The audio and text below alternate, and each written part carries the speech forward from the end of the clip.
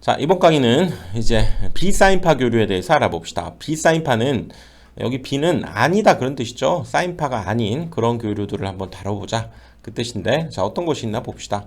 이런 것도 사인파를 가장했지만 그렇죠. 뭔가 사인파는 정확히 아닌 거지. 그리고 이런 교류 파형도 그렇죠. 사인파는 아니죠. 사인 함수의 모양을 갖고 있지 않지. 이런 것도 그렇죠. 구형파 비슷하게 생겼는데 아무튼 이건 사인파는 아닌 거죠. 이런 파형들을 갖는 교류파가 있을 수 있다 그 얘기죠. 또 뭐 이런 파도 사인파 같긴 하지만 여기는 우리가 고조파를 포함하고 있어서 그렇죠. 어떤 기본적인 사인에다가 높은 원래 파형의 뭐 2배, 3배, 4배 이렇게 되는 그런 우리가 파형이 합해져서 만들어진 그런 사인파가 아닌 형태다 그 얘기죠. 또 이런 구형파도 사인파는 아니죠. 또 삼각파 마찬가지로 사인파라고 할 수 없고 이런 것들이 사인파가 아닌 그런 교류다 그 얘기죠. 자, 그래서 이제 그러면 자, 이런 파를 한번 봅시다. 우리가 이렇게 생긴 파를 우리가 거치상파, 이건 뭐 참고로 뭐 그런 것이 있다라고만 알아두고요. 이런 파도 있고, 자, 우리가 아는 구형파 같은 파 있죠. 구형파. 원래는 이렇게 생겼어야 되는데, 그치? 이렇게 생겼어야 되는 대략 이런 형태의 파들을 어떻게 우리가 또 만들어낼 수 있냐면, 자, 방금 봤던 이런 파를 우리가 사인파를 이용해서 만들어낼 수 있어. 자, 이런 사인파 하나하고 그 다음에 자, 요 녀석, 요런 사인파가 하나 있다고 해봅시다. 이것은 얘가 한 번 출렁일 때 얘가 두 번 출렁했죠. 대략적으로 그린 거고요. 그래서 이 녀석을 우리가 기본파라고 한다면 그 파의 주파수가 2배, 3배 이렇게 되는 이런 파를 우리가 방금 전에 얘기했던 대로 고조파다 이렇게 얘기한다고요. 얘는 원래 주파수의 사실 이제 2배가 되는 거죠. 2배. 얘는 그래서 이런 경우는 제2고조파 뭐 이렇게 얘기하는데, 아무튼 이렇게 생긴 파형과 이렇게 생긴 고조파를 사실 둘이 더해버리면 어떤 파가 나오냐면요. 아까 봤던 이런 파가 만들어진다 그 얘기지. 그러네. 그 다음에 또 이렇게 생긴 정연파와 그쵸? 그거의 고조파. 여기는 한 번, 두 번, 세 번 출렁였죠. 이런 것은 요 녀석의 그쵸? 정확히 3배가 되는 거죠. 주파수가. 그래서 이것은 제3고조파 이렇게 얘기하고, 고주파하고는 달라요. 고주파는 그냥 주파수가 높은 그런 것을 우리가 고주파다 얘기하고, 여기에서 고조파는 이렇게 주파수가 2배, 3배, 4배, 5배 이렇게 되는 파를 고조파라고 해요. 그래야 조화를 이루지, 높은 조화를 이루는 파형이다 그런 의미예요. 여기서도 이렇게 두 개의 파형을 한번 더해보면 어떤 파가 만들어지냐면요. 이런 파형이 만들어져요. 그러니까 이 지금 요 녀석의 파형은 거의 뭐 이렇게 생긴 아까 구형파와 비슷한 형태의 파형을 이런 식으로 만들어낸다는 거지. 그러니까 지금 여기에서 설명하고 싶은 건 뭐냐면, 이 앞에서 우리가 봤던 대로 이렇게 정연파가 아닌 어떤 이런 파형들이 있을 때 그 녀석들을 바로 만들어낼 수 있다는 거죠. 뭘 이용해서? 기본파하고 이것처럼 여기 이것처럼 이런 기본파와 고조파를 이용해서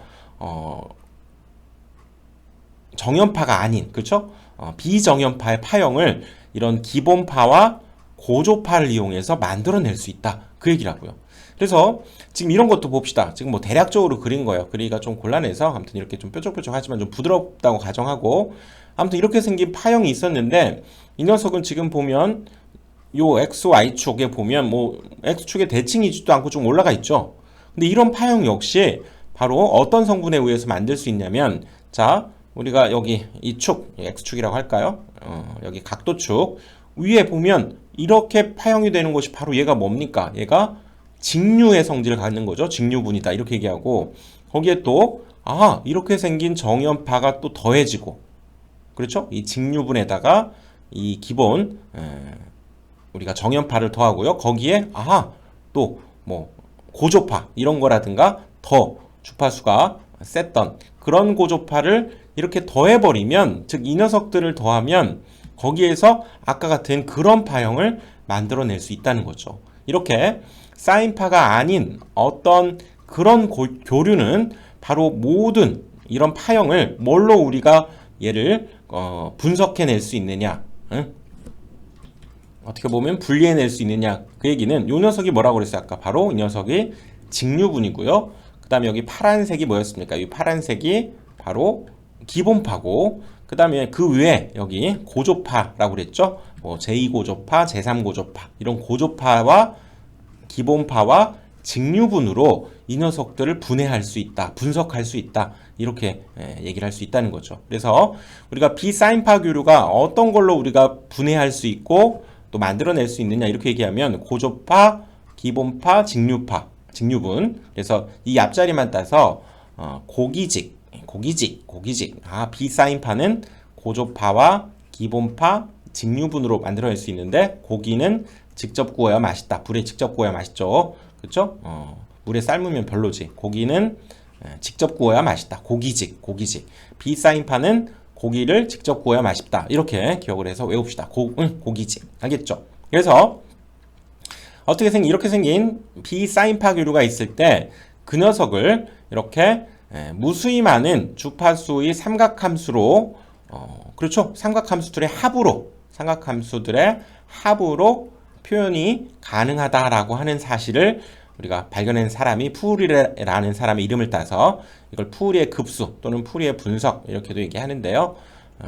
급수라고 하는 것은 수학에서 뭐가 플러스로 계속 이렇게 더해짐, 플러스로 표현되어 있는 식을 우리가 급수라고 해요. 그래서 이렇게 생긴 어떤 비정연파 이 녀석을 우리가 VT라고 한다면 여기 V0 이 녀석이 바로 직류분이에요. 여기 직류분에 해당되는 값을 V0 이렇게 썼고 그렇지? 여기 사인 표시가 없잖아요. 그 다음에 여기에 보면 사인 오메가 t, 사인 2 오메가 t, 사인 3 오메가 t 오호 이런 녀석들이 합해져서 어떤 사인파가 아닌 파형들을 만들어낸다 얘기할 수 있다는 거죠. 그치?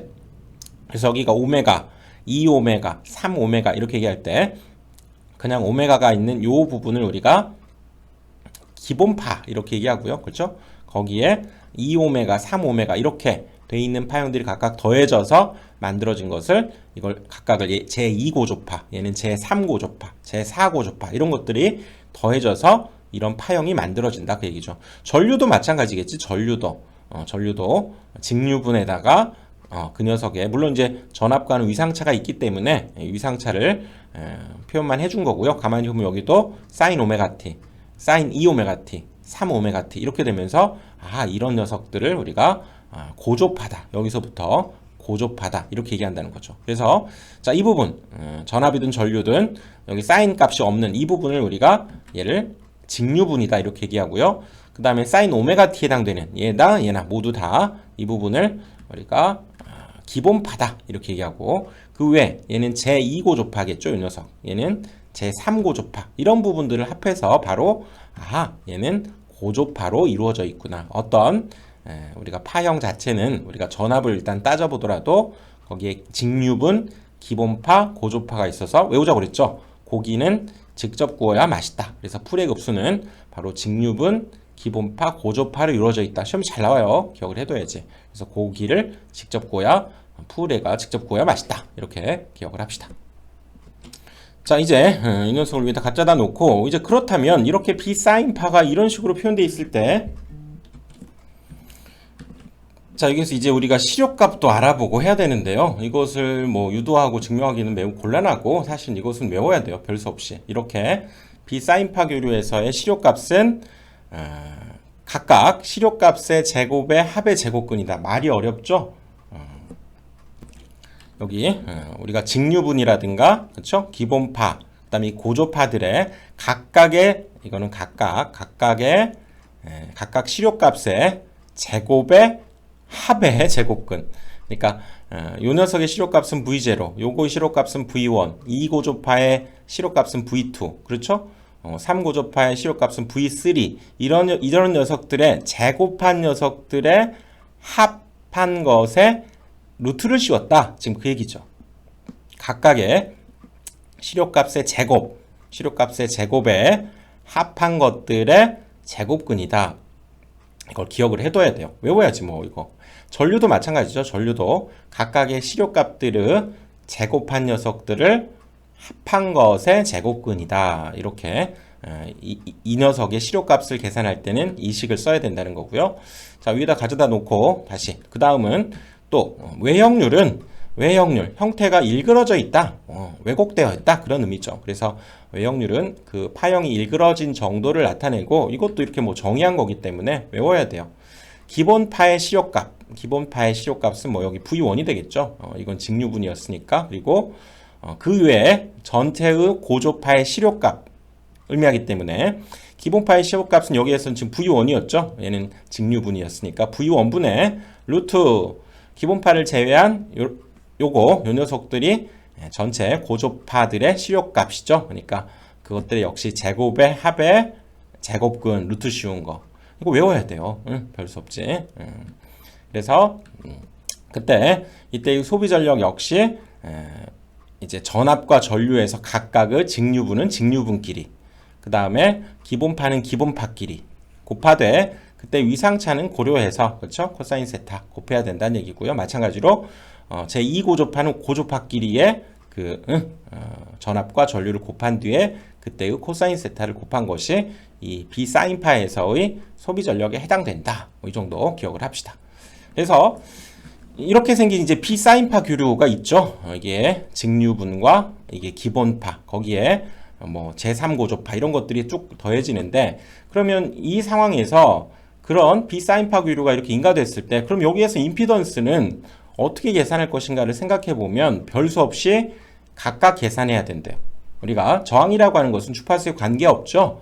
얘는 주파수에 관계없는 임피던스 성분이지만 이 리액턴스는 뭐 오메가 L이라든가 그렇죠? 오메가 C분의 1이라든가 이 오메가 속에는 주파수가 들어있기 때문에 이 녀석은 그 주파수에 따라서 각각 다르게 리액턴스, 즉 임피던스로 작용하게 된다 그 얘기라고요. 그래서 인덕턴스는 주파수에 비례해서 변화함으로 고조파마다 임피던스를 각각 구하는데요. 만약에 요 기본파, 요 녀석의 임피던스를 구하라 그러면 그렇죠? 거기에서는 어떤 직각삼각형을 생각해요? 기본파에서도 R이 되는 거고, 여기 만약에 이 L만의 회로였다고 하면 오메가 L이 바로 리액턴스가 되니까 그때의 임피던스, 피타고라스 정리를 써야죠. 직각삼각형 생각해서. 그래서 R제곱 오메가 R의 제곱에 루트 씌운 것이다. 이게 기본파의 임피던스고요. 그 다음에 만약에 이 3고조파의 만약에 임피던스를 구하라 그랬다면 역시 그 상황에서도 R은 무조건 적용이 되는 거고요. 거기에서는 바로 이 3오메가 L이라고 하는 녀석이 리액턴스로 작용하면서 이 녀석의 피타고라스 정리, 그렇죠? 그래서 R제곱 플러스 3오메가 L의 제곱에 루트 씌운 것이 바로 제3고조파에서의 임피던스다. 이렇게 각각을 따로 구해야 된다. 지금 그런 얘기죠. 자, 시험에 많이 나오는 내용은 아니지만 한번 그래도 나올 수 있기 때문에 다뤄봤고요. 한번 이해하시면 좋고, 여기에서 핵심 포인트는 요거 우리가 이 비사인파 교류는 바로 고조파, 기본파, 직류분, 고기를 직접 구워 먹어야 맛있다. 고기직, 이 녀석이 잘 나오는 문제죠. 그치? 자, 아무튼 전체적으로 이해하시면 좋고요. 자, 다음 강의에서 보도록 합시다.